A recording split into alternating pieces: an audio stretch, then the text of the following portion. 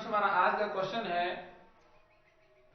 कि according to the valence bond theory why the carbon is not divalent. कि valence bond theory के मुताबिक carbon divalent क्यों नहीं है।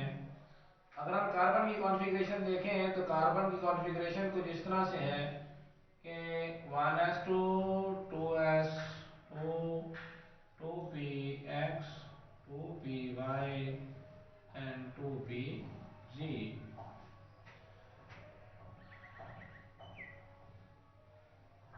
यहाँ अगर हम गौर करें तो कार्बन के 2px और 2py में दो इलेक्ट्रॉन अनपेयर्ड फॉर्म में मौजूद हैं।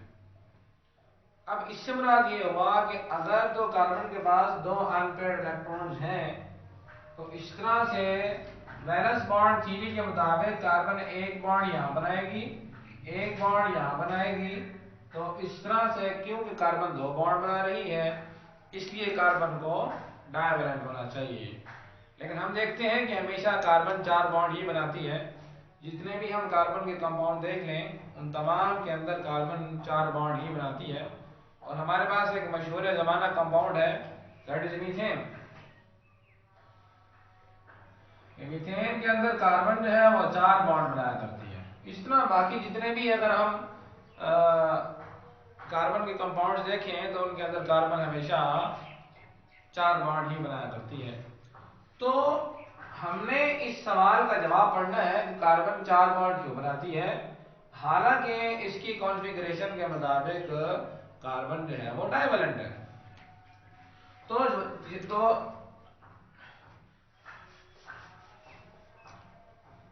तो स्टूडेंट्स याद रखिएगा कि इस सवाल का जवाब हमें मिलेगा by studying the process of hybridization. कि अगर हम हाइब्रिडाइजेशन को डिस्कस करते हैं तो हाइब्रिडाइजेशन हमें इस सवाल का जवाब देगा कि किस तरह से कार्बन जो है वो चार बॉन्ड बनाती है। और हमारा ये कॉन्सेप्ट जो है वो गलत साबित हो जाएगा कि कार्बन के वैलेंस में इलेक्ट्रॉन दो अनपेयर्ड फॉर्म में मौजूद हैं इसलिए वो दो बॉन्ड बनाएगा। लेकिन हकीकत में हाइब्रिडाइजेशन कहती है कार्बन जो है वो टेट्रावैलेंट हुआ करता है क्योंकि ये चार बॉन्ड बनाती है। तो हाइब्रिडाइजेशन जो है वो हमें इस सवाल का जवाब देगी। तो हाइब्रिडाइजेशन ये कहती है कि एक्चुअली ऑर्बिटल्स जो है वो आपस में मिक्सअप होते हैं। ये हमारा आखिरी शेल है जिसके साथ दो लगे हुए हैं, ये आपका सेकंड शेल हुआ। तो सेकंड शेल के तमाम जो ऑर्बिटल्स हैं ये आपस में मिक्स होते हैं।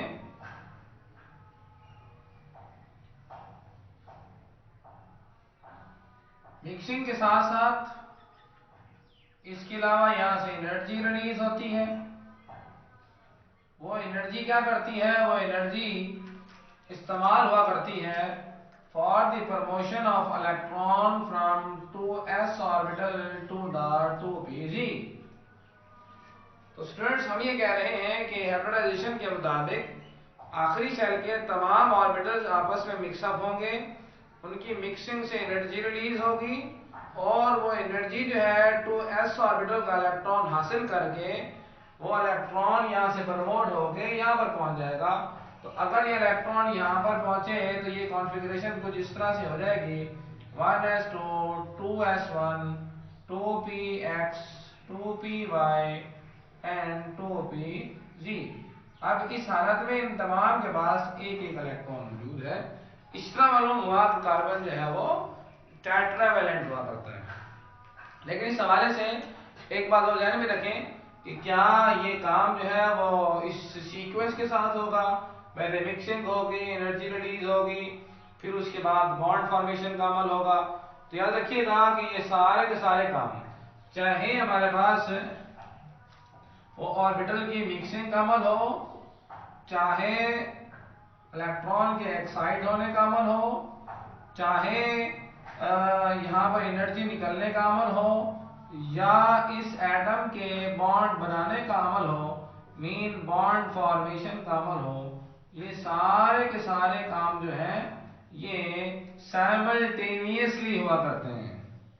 मतलब ये कि आप ये नहीं कह सकते कि पहले मिक्सिंग हो रही है, इलेक्ट्रॉन्स, उसके बाद एनर्जी रिलीज होगी, उसके बाद ऑर्बिटल्स जो हैं उनमें से इलेक्ट्रॉन प्रमोट होंगे, फिर बॉन्ड फॉर्मेशन का अमल होगा। ये इस तरह नहीं है, बल्कि हम ये सिर्फ स्टूडेंट्स को समझाने के लिए इस तरह करते हैं, वरना हकीकत में ये सारे के सारे जो प्रोसेस हैं ये साइमल्टेनियसली हो रहे हैं।